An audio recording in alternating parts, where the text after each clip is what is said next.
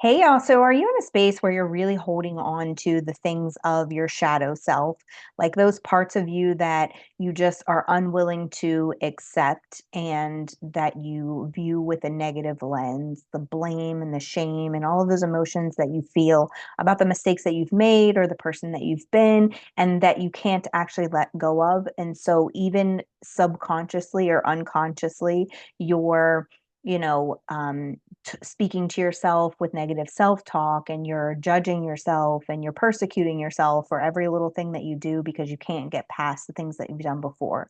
Well, if you're in that place, I would just tell you that part of your healing journey is going to require you to really integrate your shadow into the process, right? So really think about allowing it to exist and allowing those emotions to be felt and allowing you to heal that version of you so that you can move on and not just perpetuate that exact same narrative. And so when you think about things that you've experienced and things that you've gone through, the thing that I do that really is so super helpful is to process it through the lens of like the inner child and like what that person would need. And so when you think about, where did you experience your first trauma? That's usually the age that you need to reach back to. And for some of us it was like 5. For some of us it was 2. For some of us we were born into trauma. For some of us, it wasn't until the teenage years. But you think about how a person or a child that age needs to be cared for and spoken to and nurtured, and you reach back for that version of you and you care for her and you nurture her or him and you love on that version of you, because the only way that you're going to get rid of the aftermath of what has happened is to be in acceptance and curiosity of the person that you were when you acted out those behaviors. And so when we're thinking about healing, we really have to think about integrating that shadow, befriending our ego, not being angry with the part of us who feels the shame and the blame and the resentment, but really like getting in there and befriending that version of ourselves and being curious. It's rescuing your inner child and just seeing um, who that version of you was and why that version of you acted that way. And then the best part is really looking at the gifts that you hold beneath the shame, the gifts that your experience has given you.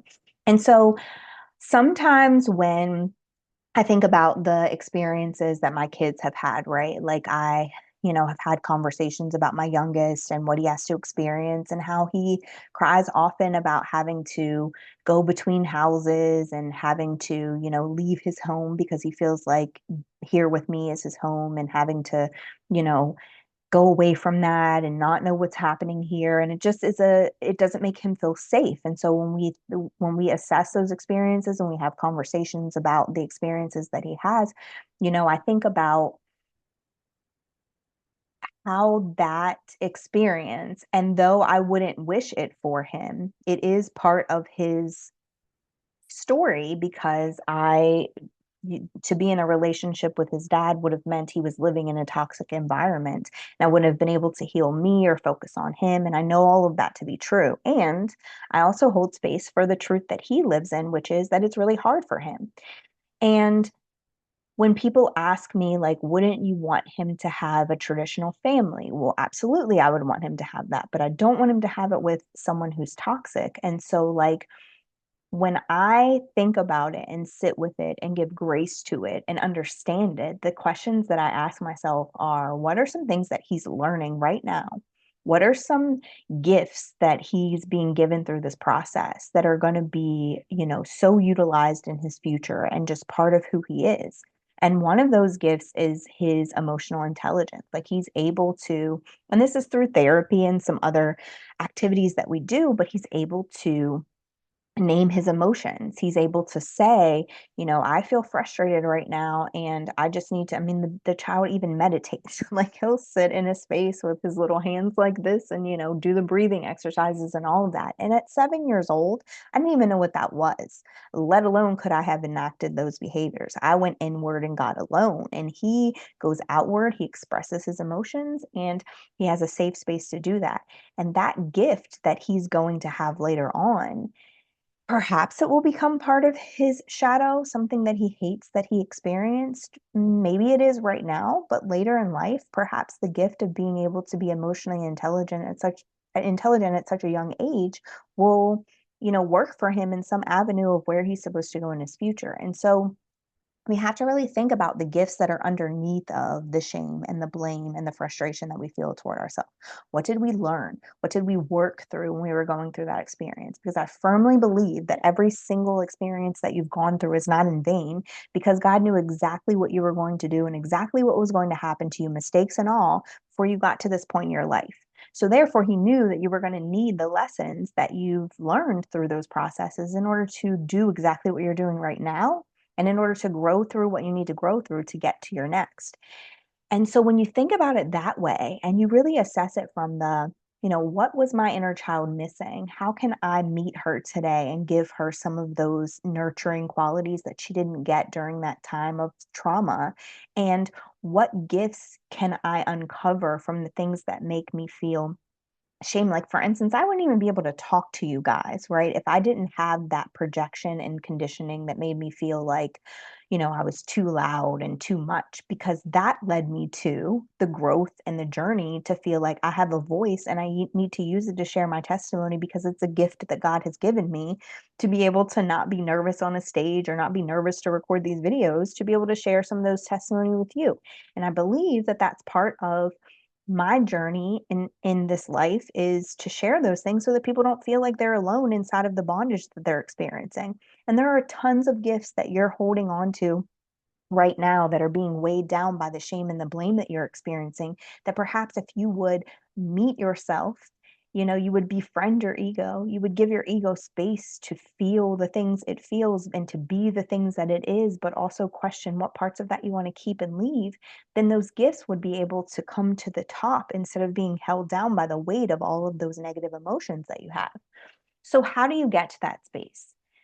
Well, a big part of it is to show compassion to yourself, show gratitude to yourself, be grateful that, that inner child pushed to protect herself, that she pushed to get to the space that you're at, that she went through the experiences that she went through to get you here, but then also find ways to heal little parts of that so that you can become whole in who you are, because you're whole this way. But when you're diminishing the parts of you that experience the biggest trauma, and you're hating that part of you because you feel like that part of you is the reason why you experienced the trauma, so you don't want her to come into your next, what you're doing is shoving it down, but it still exists in there. So if you meet it, if you talk to that version of yourself, if you allow that version of yourself to be and experience and feel the way that it feels, and then you really just work through all of those emotions, you'll get to a space where you can unearth the learning that you have underneath of it. And really being grateful to yourself for surviving what you went through, for using the coping mechanisms that you've used up until this point, because guess what? You're still alive and you're still moving and you're still breathing. And that's when you just say, and I even do this with my kids, like, she did this. Whoever, like, let's say it's my daughter, she did this with the knowledge that she had at the time that she experienced the thing. So I can't expect her to maneuver it in a way that an adult would maneuver it, because she's maneuvering in a way that a teenager would maneuver it with the experience that she has. So why not approach yourself with that same love and compassion and say, you experienced that with the knowledge that you had. You got into that toxic relationship with what you knew then and what you were experiencing then and what your emotions said then. But instead of having resentment and shame and blame for yourself for experiencing it, even if it was a second or a third time like myself, if you would meet yourself with the why? Why did you go into that space? Why did you feel like you needed to prove yourself to be enough?